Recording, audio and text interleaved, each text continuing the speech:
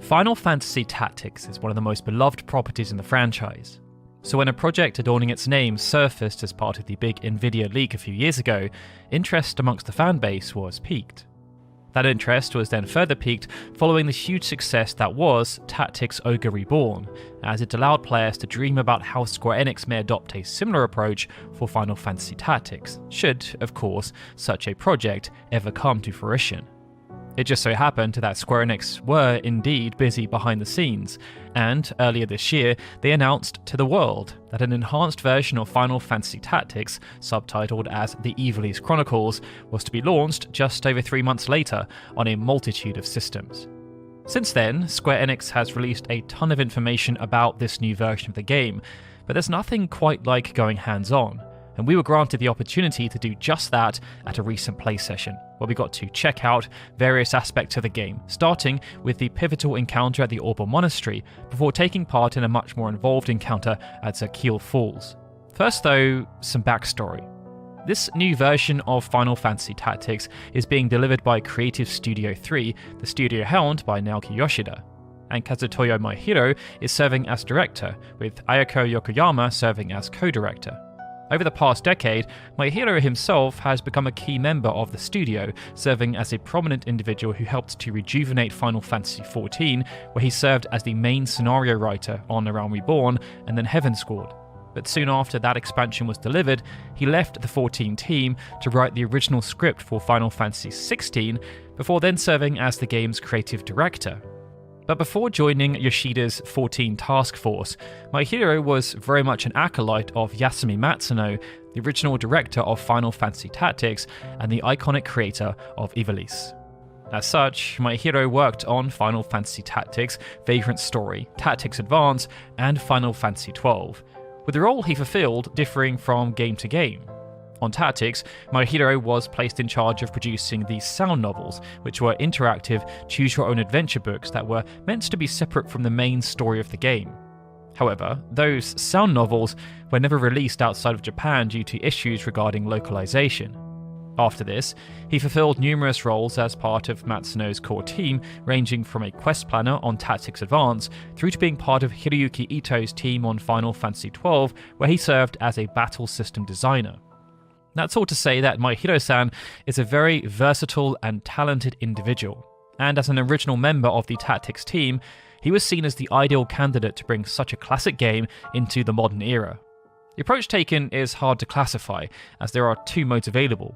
Classic mode, which is a more faithful remaster of the original PlayStation version, and then Enhanced mode, which features an experience that's more akin to recent deluxe remasters, offering upgrades to graphics and user interface, while augmenting with voice acting and other quality of life features, some of which have been pulled over from Final Fantasy XVI.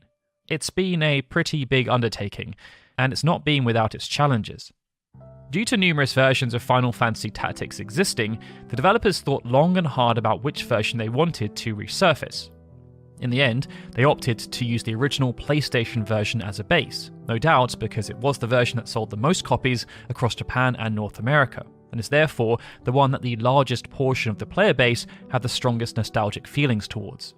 The only problem they faced was that the source code for that original PlayStation version no longer exists, so the entire game had to be rebuilt from the ground up.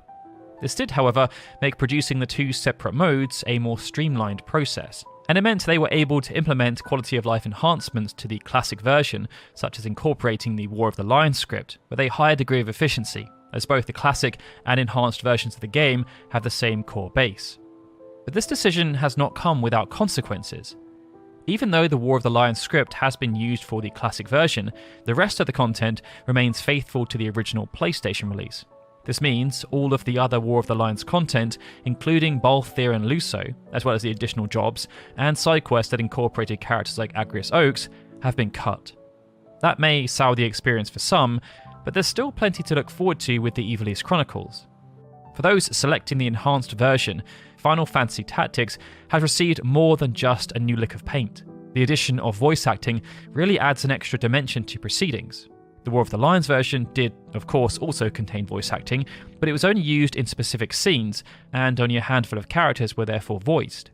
This time, a concerted effort has been placed around voicing every character of note. Even the likes of Master Darlavon, a professor at the Garaland Royal Military Academy, who serves as a de facto guide for new players, receives some lines should players choose to interact with the tutorial section to learn more about how to make use of the game's various mechanics and nuances.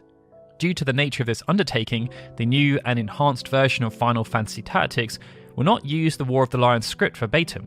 The core spine is still there, but subtle differences have been introduced to either help the script flow a bit better, owing to the transition from written word to spoken word, or to try and help the very dense scenario make a bit more sense. This has seen small pieces of exposition inserted into specific points of narration, or through tweaks to certain lines of dialogue. For example, right at the start of Chapter 1, some context is given to the player as to what's happening in the Kingdom of Ivalice. The idea is to help set the stage, so that there is some context for the world the players are now experiencing through the eyes of Ramza Beolv. In the War of the Lions version, the initial narration highlighted the 50 Years' War as a way of explaining how and why the Corpse Brigade came to exist. But in the Ivalice Chronicles' enhanced script, additional exposition is offered. Instead of requiring the player to assume, it clearly states the consequences of how the 50 Years' War concluded, noting that Ivalice was forced to pay enormous reparations and cede swaths of land over to the Kingdom of Audalia as part of the terms that ended the war. This serves as one tiny example, but during our short playthrough there were many more littered throughout.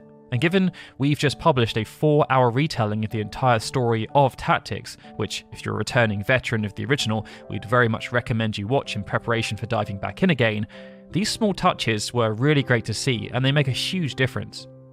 Alongside this, lore enthusiasts will also be pleased to hear that a detailed encyclopedia will be present, containing information about every single person of significance, as well as the important nations that surround Ivalice and its own regions. In addition to this, one of the rather nice features from Final Fantasy XVI, dubbed the State of the Realm, has also been ported over, allowing players to learn about various happenings as well as the people involved and their stakes in whatever action is being described, based on a chronological timeline. Given how detailed everything is within this world, these kinds of additions are pretty incredible, as the story of Tactics is one where tiny details can have significant implications on how the entire scenario is interpreted. Being able to dive in via the game itself is therefore much appreciated. During that initial conflict at the Auburn Monastery, many of these changes were apparent. The voice acting added flavour without being intrusive, due to it being down to the player how quick or slow they want sequences to progress. And as it's only possible to control Ramza in this sequence, it was much easier to take in all the visual and mechanical enhancements. It's clear almost immediately that everything looks much cleaner. And this relates to the characters themselves, but also the environments and of course the improved user interface. Turn order, which was previously hidden within a menu, is now clearly visible, and it's possible to dive deep into individual characters mid-battle to check out their level, job and equipment with relative ease. For those who like to get into the details, the way everything is presented makes the experience intuitive and enjoyable. And when additional perspectives of the battle scene are thrown in, such as a bird's eye viewpoint and grid overlay, and the ability to have a much deeper view on things like party setup before venturing into the encounter, it makes strategic planning much more intuitive and engaging. Needless to say, considering how long fans have been waiting for Final Fantasy Tactics to receive an updated home console port of the original game, all of these improvements are very welcome. And as the developers divulge more and more, the package only seems to get sweeter. For example, those sound novels we mentioned earlier, which were written by Maihiro-san, that have always been exclusive to Japan, well, they are now being localized in an official capacity into every major language.